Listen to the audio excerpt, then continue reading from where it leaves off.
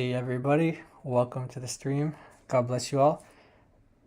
I want to cover today the recent video David Wood just put out, a discussion between him and Uthman on the Quran, the different readings of the Quran, the variants, and I'm just going to start out right away. We're going to get right into the video, so let's pull it up and let's go.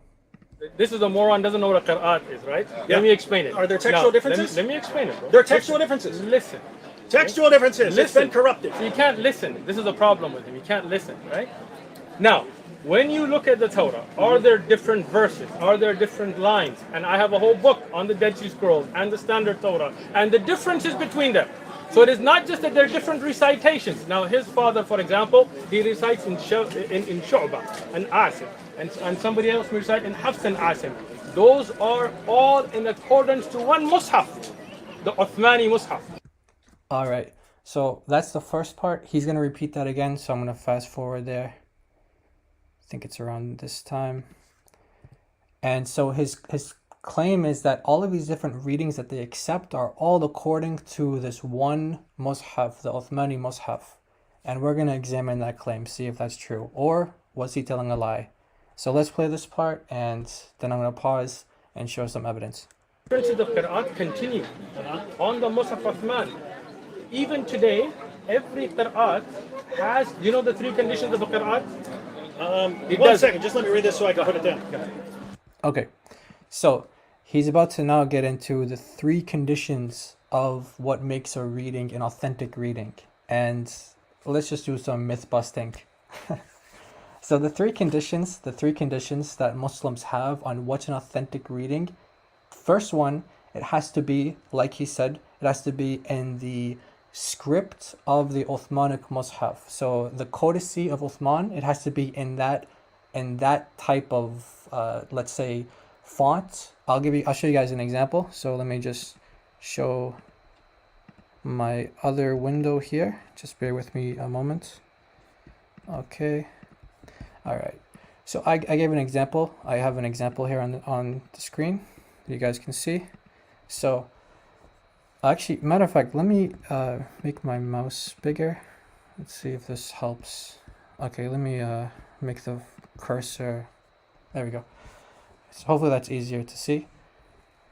All right, so this is what he's talking about. He's saying that, I mean, this is one of the rules, one of the criterion for determining if a reading is authentic or not. Okay, he says that it has to match the Uthmanic text. This is in Arabic called the Rasm, and other people call it the consonantal skeleton or the skeletal text. Basically what that means is this text right here is unintelligible to someone reading it today because there aren't diacritical marks. There aren't, not just diacritical marks, but there aren't even consonantal marks, like points on the letters that differentiate between different letters. Okay, so this is what it looks like, without any dots, without any vowels or anything like that.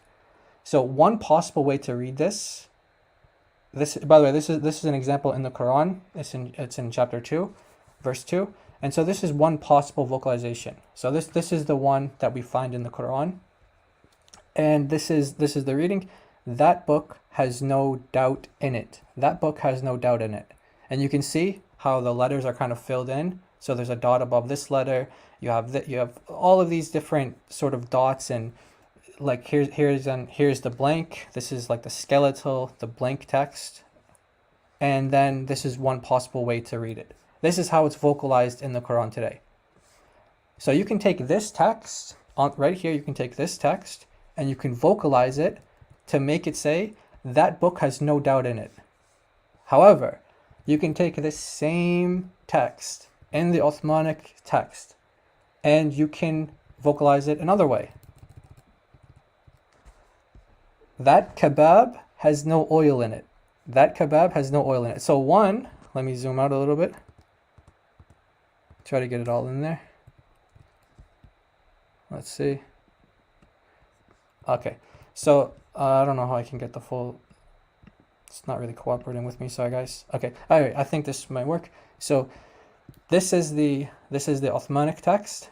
Okay, you can vocalize it this way. That book has no doubt in it. That's how the Quran has it today. But you can also vocalize it this way, because look, I'm not adding any letters I'm not adding any extra consonants. All I'm doing is changing where the dots go. So instead of putting 2 dots on top, I put the dot on the bottom. Instead of putting 2 dots on the bottom, 1 dot on the bottom, 2 dots on top. Okay, and so it goes from that book has no doubt in it to that kebab has no oil in it. Okay, so this is a weakness. This is a huge weakness of the Uthmanic text. A huge weakness. And I'm not the only one putting this out. This is also something that early Muslim scholars like Ibn Khaldun, for example, Shadi Nasser quotes him in his book. And I'm just going to read the quote here. So this is Shadi Nasser in his book, The Transmission of the Variant Readings of the Quran. And this is what Ibn Khaldun says. So Ibn Khaldun, for example, condescendingly criticized the traditionalist for their ahistorical views regarding the development of the Arabic script. Okay, so the development of the Arabic script, and he goes on, he stated that the early Arabic script, so the early Arabic script, meaning this one, this is the early script without any dots, this is the early script. The early Arabic script has caused several discrepancies in the Uthmanic copies. Several discrepancies. I'll give you guys just 2 examples of that real quick. So here's, if you go to chapter 2, verse 58, and this one is Hafs, this one is Warsh, and so these are both authentic, accepted readings. So this is a possible discrepancy. So if you put 1 dot on top, it's we forgive. If you put 2 dots on the bottom and take the dot off top, it means he forgives. So we forgive, he forgives. Ibn Khaldun said this is a discrepancy. This is the weakness of this type of script. So in other words, if I just want to make this really clear. So this is the Uthmanic text, and then you vocalize it. So different vocalizations, different readings. Okay? So according to Ibn Khaldun, this is underdeveloped. It's imperfect. Because it causes these discrepancies. What discrepancies? Well, if you put 1 dot on top, it means we forgive. If you put 2 dots on the bottom, it means he forgives. So they do versus you do. This is the weakness that Ibn Khaldun is talking about. Okay? So the imperfections of the early script has caused several discrepancies in the Uthmanic copies. Those who believe that the companions excelled in Arabic orthography. Listen, this is very important. This is Ibn Khaldun. So he says those who believe that the companions excelled in Arabic orthography, so the Arabic script, are, according to Ibn Khaldun, idiots. Whoa, that's a big claim. That's not me saying that. That's Ibn Khaldun, Muslim scholar. So this first criterion that he says, that it has to match the Uthmanic script, this is what he's talking about. It has to fit in that script, this defective script that Ibn Khaldun says, if you think that this is like the par excellence of Arabic, this is like the best of the Arabic language in terms of the script that was used to write the Quran, he says that they're idiots. That's Ibn Khaldun. And if you want the Arabic, Ibn Khaldun, this is in his book. Just gonna kind of skim through it. Those of you who know Arabic and you want to pause to read it, you guys are free to do so. I'm not gonna take the time to do that because Shadi Nasser already translated it for us here. Okay, so this is the first point, and this is the criterion that they use to determine. It's used to determine whether a reading is authentic or not. So is it true that these are the only types of differences in the different authentic readings? So it's the same skeletal text like this, right? So like I have here, let me just make this a little bit bigger so you guys can see the full thing. Okay, so you have the skeletal text here, no dots at all. If you fill in the dots, you can get that book has no doubt in it, or that kebab has no oil in it. Okay, so it's the same skeletal text, but you add in the dots, the vocalization. So is it true that all of the authentic readings that Muslims accept as authentic, I'm using their terminology, that they accept as authentic, is it true that all of them are just like this? Like you have the Uthmanic Mus'haf, the codice or the Codex of Uthman, And then there are just different ways to vocalize it. So instead of al-kitab, the book, al-kebab. Is that true? Because it can go back to this one originally, depending on how you feel in it. Is that true? Well, I'm going to just provide with two simple examples. So here's one. This is in chapter, I should have noted the chapter. In chapter 3, verse 133. Chapter 3, verse 133. Okay, it's right here. Chapter 3, verse 133. We have the Hafs reading. So the most popular reading. You guys see here, this is a letter wow in Arabic. The letter wow, it means and. So this says and then we go down to like qalun, or we can go to warsh. So these would be more used in North Africa. And you see that there's no wow. There's no letter wow. There's no and. Where did it go? Where is this letter? Where is this letter? It's nowhere to be found. But I thought that according to this criterion that Muslims have, that all of these scripts in these different readings can be traced back to the skeletal text. So if we take this one, the skeletal text should have this letter wow. But if we go to this one, we're not gonna, where's the wow? So in other words, they can't be coming from the same skeletal text because they missing letter, missing word. Okay. Here's another example. This is in chapter 57, verse 24. And by the way, you might notice that this one says 24 and this one says 23, because these readings don't consider the in the name of Allah, like the beginning verse. They don't consider that a verse. So, by the way, if you're doing like miracle, like number 19s, like some scholars do, Shabir, it totally messes up your count, because while this is verse 24 in Hafs, it's only verse 23 in Qalun and Warish and etc. So your count is going to be off by one verse. So if you're going to look for patterns of 19, which one do you go by? Anyway, I don't want to go off on a tangent. Sorry about that. Okay, so what we're focused on here is this word, huwa. Okay, huwa. This is what we're focused on. Where is it in here in this reading? This is authentic reading, and this is an authentic reading. Where is it? The missing huwa. Where is it? So the claim is that every single reading goes back to the, let's go back to our example here. Every single reading is supposed to go back to a skeletal text like this. And the only differences are things like, putting like 2 dots here and 1 dot here. But this like the consonantal skeletal text is all the same. But this is a consonant and this is a consonant. So if we look, where did Hafs get the huwa from? If we go back to that mushaf, let's say it has the huwa. Okay, let's say it has the huwa. Well, where did this one get it from? Oh, sorry, how did this one lose it? So I guess there's 2 different ways of looking at it. You can say that Hafs added on huwa, or you can say Qalun and Warsh deleted it. I mean, I don't know. So either Hafs added it or they deleted it. Okay. So we can see clearly that these cannot go back to the same mushaf. So that's point number 1 I wanted to bring out from this. So let's go back now. Let's go back to remove my screen, and let's go back to the David Wood and Uthman. I like stumble, what do I want? Because I usually call him Sheikh Uthman, but he recently told David he's actually not a sheikh. So I thought he was a sheikh. I didn't know he wasn't. So let's do share and, oh, okay, wait. Okay, stop. Sorry guys, I'm just having some technical issues here. Okay, share screen, and we want to go to here and then here. Okay, here we go. So we're going to continue on, and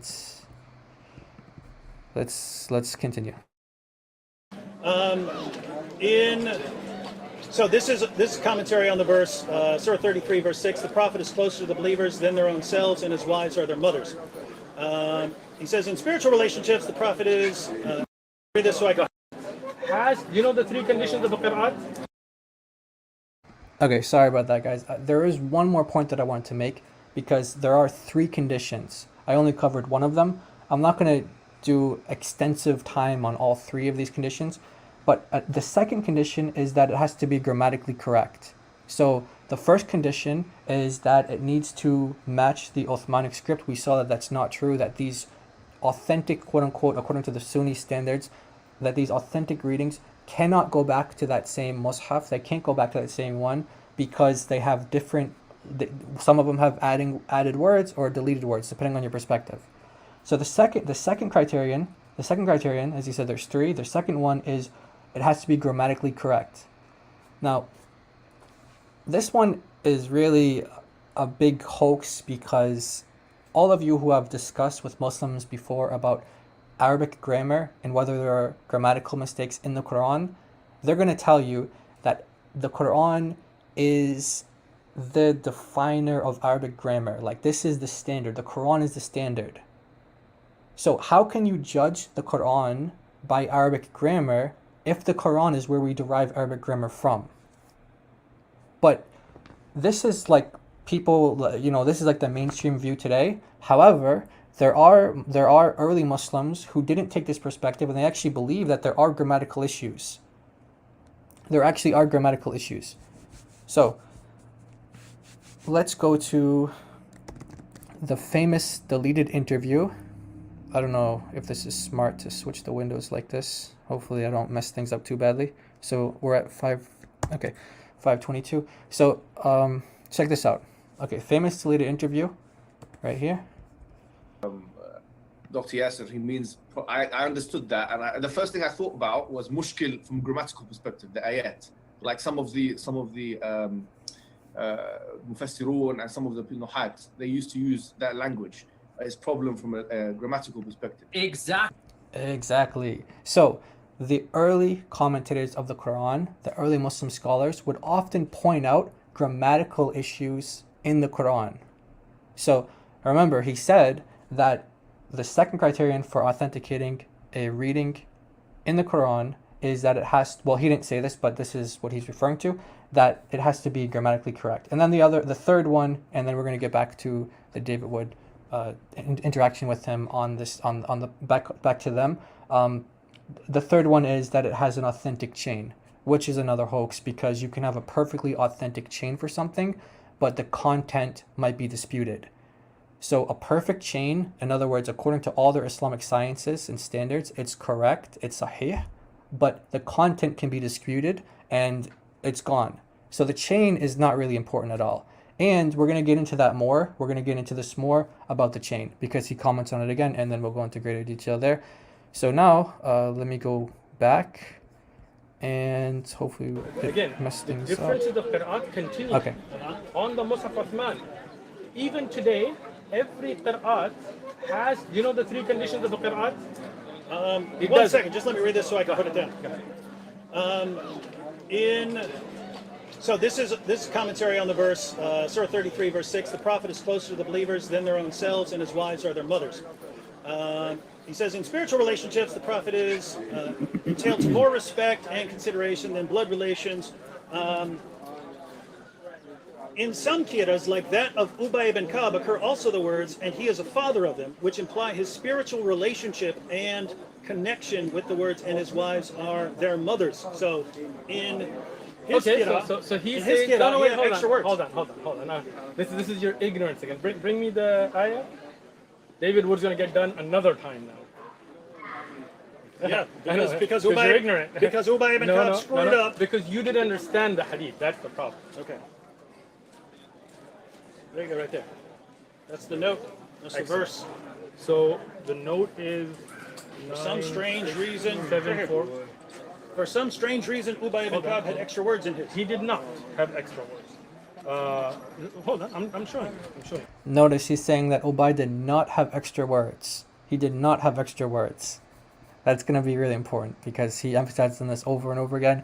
And this is where the lie really comes out with that statement. But I'm going to continue and we'll see.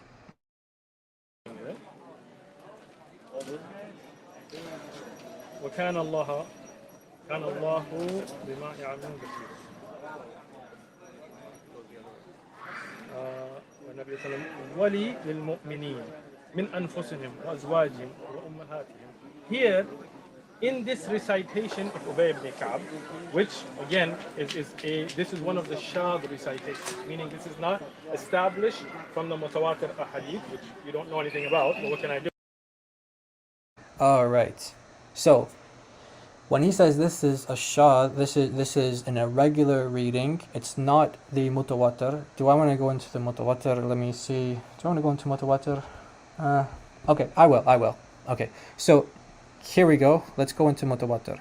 Is this an early Muslim standard? Is this an early Muslim criterion? Did early Muslims, judge by whether something was mutawatir, whether something was mass transmitted?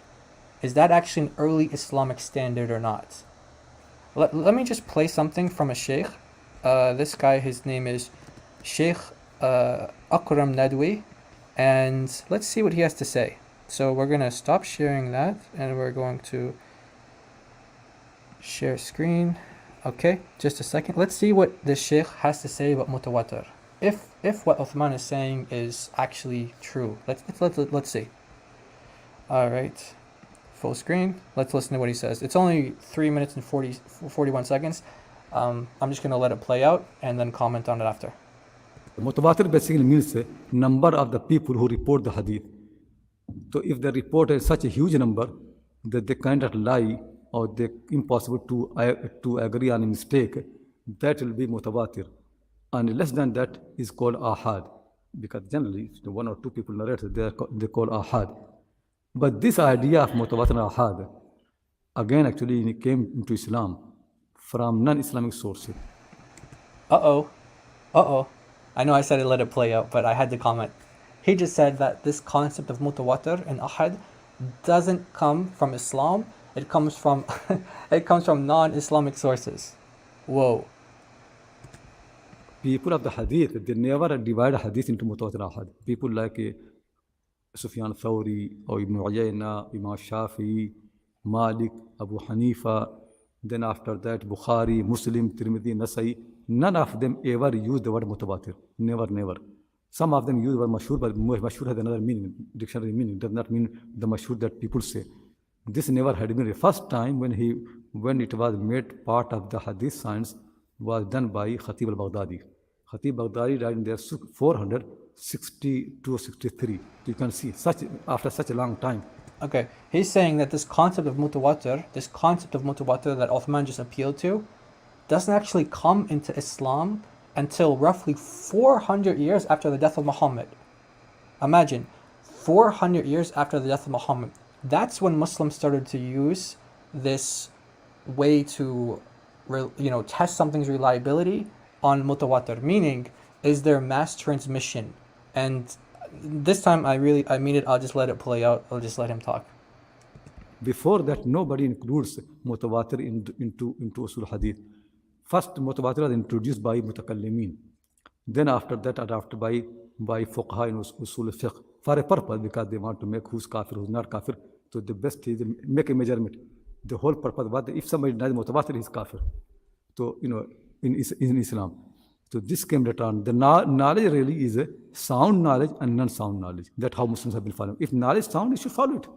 If knowledge not sound, don't follow it. That's all. It doesn't matter how many people report it. What matters is sound. Make effort to find sound knowledge. Sahih. So that's why Bukhari wrote his book as Sahih. Muslim wrote as Sahih. Sound knowledge is important. Not number. Actually, numbers can be misleading. Sometimes can be a huge number, for things which are lie and false. If you ask Indian people, they also mutawatir isnad. Who's going to judge? Who's going to find out? And what can you mutawatir? Just think really, what can you mutawatir? How can you make mutawatir prophethood? Prophethood must be to one person. He's the man who did. And most of the things that prophet did really, not necessarily taught by everybody. The most of the things will be, actually all the good things are ahad. Mutawatir are very few hadiths, even though they are disputed. Actually, there are people who say there is no single mutawatir hadith in the world. To discuss something which actually has no meaning, what purpose? Some people say there's no single mutawatir hadith in the world. To just imagine, if there's no single hadith mutawatir, what purpose to discuss something like that? And when you say mutawatir, you know what happening is, for you it is wahid. You do not know it's mutawatir. So you say to mutawatir. So your knowledge depends on one person. If he's wrong, you are wrong. Mutawatir means in every generation there is a huge number. For you, then you did not take from huge number. You took from one person. So between you and this mutawatir, the one link, just one link. If he is wrong, you are wrong. So even mutawatir, when people receive it, never mutawatir. The first thing really is that mutawatir never part of Islam anyway. Muslims never had mutawatir. Second thing is, even if people include mutawatir, it's not useful because people don't agree if there is something mutawatir. And the third thing is, when you follow mutawatir, it is not mutawatir for you. You never got. When you read Quran, you don't take mutawatir. You don't say, oh, I must read Quran with 40 people. Otherwise, it will be one. You learn from one teacher. That's all. Whoa. All right, so that's Sheikh Akram Nadwi, and he's clearly saying that this concept of mutawatir is not original to Islam, and it's not it shouldn't be an acceptable Islamic standard for judging things because it's so late. Now, I'm just going to play one more clip from Shadi Nasser. I read from his book earlier, so let me just play one clip from him. This is about 16 seconds, I think. So the concept of tawatur, which was early on, was not used. There was no one in the early period said that the Quran was mutawatir. That's the later concept that was applied later on the Quran. Even people like Ibn Mujahid or Tabari, they never used this term to describe the Quran. It was used by the people of usul al-fiqh and theologians because you need the Quran. All right. So, just confirming this point that mutawatir was not used by the early Muslims. So these three criterion that Uthman was talking about, that it has to conform to the skeletal text of the Uthmanic consonants, we've shown that that's not true. There are examples where that's not true. The fact that it has to be grammatically correct in Arabic, that's not true because Muslims like Uthman, they claim that Arabic is based off of the Quran. So you can't say, I'm going to judge this text to see if it's grammatically sound or not, if your whole understanding of Arabic grammar comes from that text. It's unfalsifiable. You can't do that. And then, this authentic chain, mutawatir, we just saw two Muslim scholars saying very clearly that that is not an early Muslim concept. So let's continue on to the video. And this is where it's really going to this is where Uthman is really going to expose himself. So here we go. All right. Okay. Here, the word is pronounced differently. It's not an additional word, which changes its meaning from their own wives, from their own selves and wives, to rather their own fathers. Okay, just to be clear here, he's saying that in this passage, chapter 33, verse 6 in the Quran, where it says that the Prophet is closer to believers than themselves, and his wives are their mothers. And he's saying that when Ubay would read, when Ubay's reading, which we're going to see it's more than just Ubay, would read, and he is a father to them. So, and Muhammad is a father to them. He's saying that this is not an addition of words. Uthman is stating that that's not an addition of words. I'm going to play a little bit more because he says that a few more times and he tries to give examples. Let's play. But this is first off, this recitation, And he is a father to them. right, again. So like here, how he is closer to them. In the recitation, the word changes the meaning of it, not that there's an additional word, right? So he's saying that the recitation is what changes the meaning, but it's not a different word. He's actually saying that he is a father to them, and he is a father to them. He's saying that that is not addition of words. This is just a matter of pronunciation. I mean, this guy is such a liar, but let's continue. Word said occur also the words. Let me explain it to you again, and you get it fine, and you can read it. But the thing is, you don't really want to learn. the word walid and walida, for example, right? And it just to change in recitation changes the meaning. Both of them being correct. Ubay ibn Ka'ab radiallahu anhu, this qira'at is not established mutawatir. All right. So he gives an example. He says walada, which means to give birth or to father, and walid means a father. He's saying that the only difference is pronunciation. Actually, that's it's true that there's a different pronunciation, but there's also a different spelling. So walid actually has an additional letter. It has an alif in it. So you're actually adding a consonant. So his example doesn't fit what he's trying to say. Let's continue on. Qira'at has to be mutawatir from Nabi alayhi salam. But even here, it was not the additional word, but the difference in recitation that gave the depth in meaning. Now, So it's not an additional word. That's what he's claiming. these recitations, as Asyuti has mentioned, that are shad. That means that they are not accepted, because even in recitation, we have to make sure they're mutawatir, that they are through numerous authentic chains.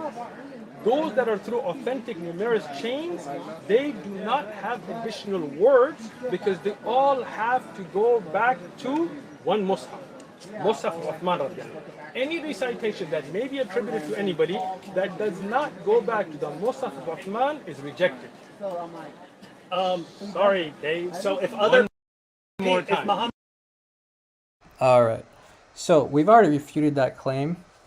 Let me just stop sharing that, and let's share this screen.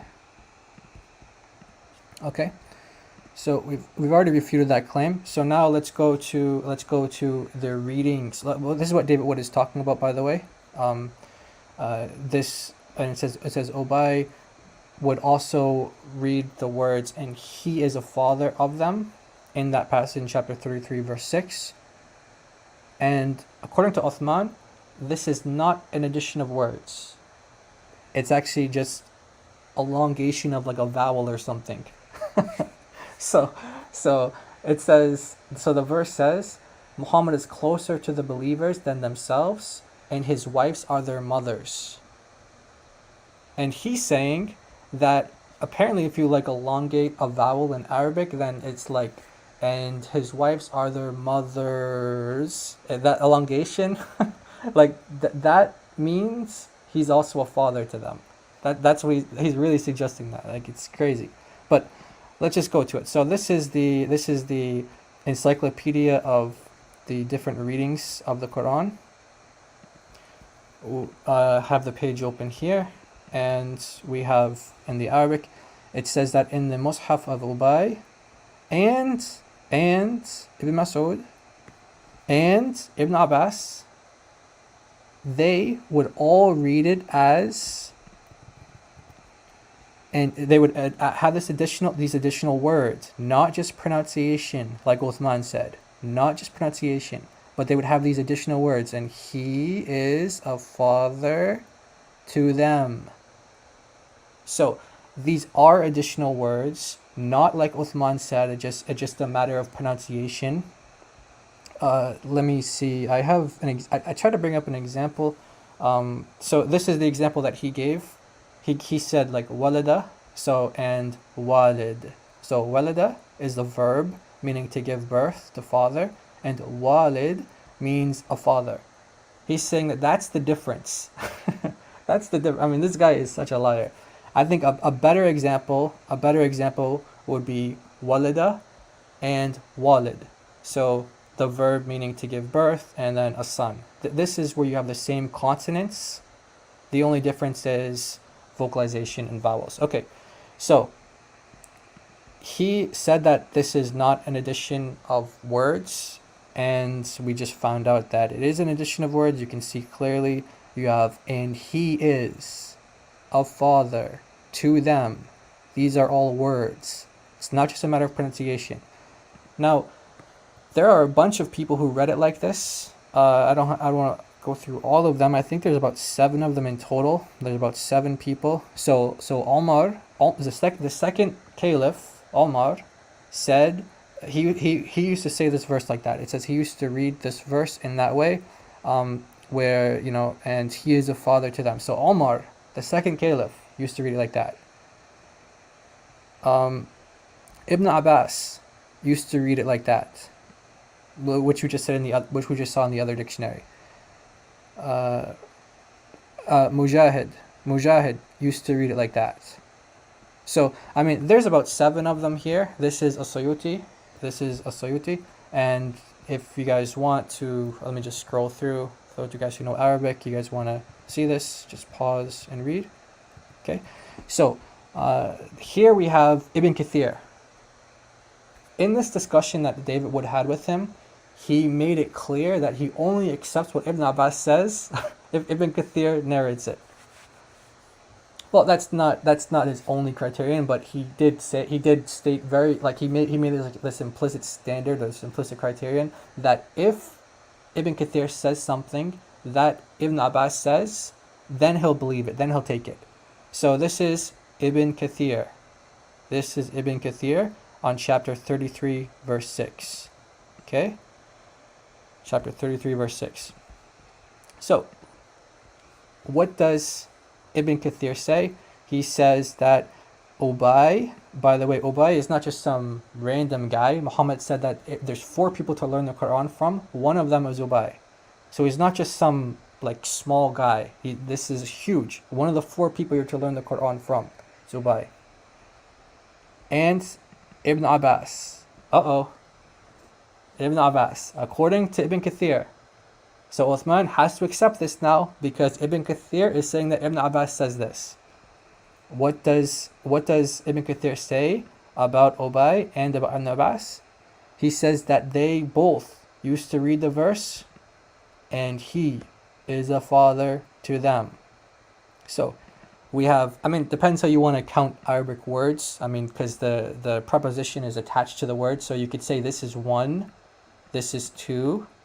Didn't highlight. So 1, 2, 3, and then lahum. I mean, you could say that that's 2 words as well. But let's just say that it's 3 words, 4 words, 5 words. Doesn't matter. These are additional words. Uthman is saying that these are not additional words. He says that these are just recitations. It's just elongating vowels, kind of like walada and walid. No, it's not elongating vowels.